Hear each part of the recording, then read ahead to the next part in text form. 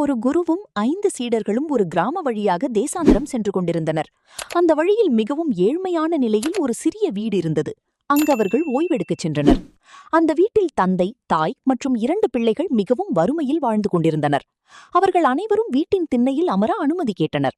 வீட்டின் தந்தை அவர்களுக்கு குடிக்க தண்ணீர் கொண்டு வந்து கொடுத்தபோது குரு அவரிடம், "நீங்கள் என்ன வேலை செய்கிறீர்கள்? உங்கள் வாழ்வாதாரம் என்ன?" என்று கேட்டார். அதற்கு அவர், "எங்களிடம் ஒரு பசுமாடு இருக்கிறது ஐயா. அது கொஞ்சம் பால் தருகிறது. அதை விற்றுதான் எங்கள் வாழ்க்கை ஓடுகிறது" என்றார். அன்று இரவு அனைவரும் தூங்கிய பின் குரு தனது ஒரு சீடனை எழுப்பி, "அந்த மாட்டை அவிழ்த்து காட்டுக்குள் துரத்திவிடு" என்றார். அதை கேட்ட சீடன் அதிர்ச்சியடைந்து, "குருவே, அப்படி செய்தால் அவர்களின் ஒரே வாழ்வாதாரமும் போய்விடும். அவர்கள் பாவம்" என்றான். அதற்கு குரு, "நான் சொல்வதை செய், காரணத்தை பின்னர் சொல்கிறேன்" என்றார். சீடனும் மனமில்லாமல் அதை செய்தான். விடியற்காலைக்கு முன்பே குருவும் சீடர்களும் அங்கிருந்து புறப்பட்டுச் சென்றனர். 2 ஆண்டுகள் கழித்து தேசாந்திரத்தை முடித்து அவர்கள் மீண்டும் அதே வழியாக வந்தனர்.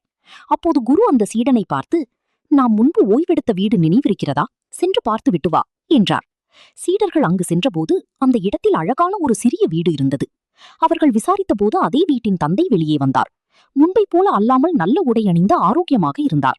அவர் கூறினார், "ஆம், இது எங்களுடைய பழைய இடம்தான். ஒரு நாள் ஒரு குருவும் சில சீடர்களும் இங்கு தங்கிச் சென்றார்கள். அந்த இரவே எங்கள் மாடு காணாமல் போய்விட்டது. அதன் பிறகு வேறு வேலைகளுக்கு சென்றேன். பின்னர் ஒரு சிறு தொழில் தொடங்கினோம். இப்போது எங்கள் வாழ்க்கை நல்ல நிலையில் உள்ளது. அதனால்தான் நீங்கள் இந்த வீட்டை அடையாளம் காண முடியவில்லை." சீடர்கள் திரும்பி வந்து குருவிடம், "குருவே, அப்போது நீங்கள் ஏன் அப்படி செய்யச் சொன்னீர்கள் என்பது இப்போதுதான் புரிகிறது" என்றனர். அதற்கு குரு கூறினார், "இதுவும் ஒரு வாழ்க்கை பாடம்தான். சில சமயங்களில் நமக்கு பாதுகாப்பாக தோன்றும் வட்டத்திலிருந்து வெளியே வந்தால்தான் முன்னேற்றம் கிடைக்கும்.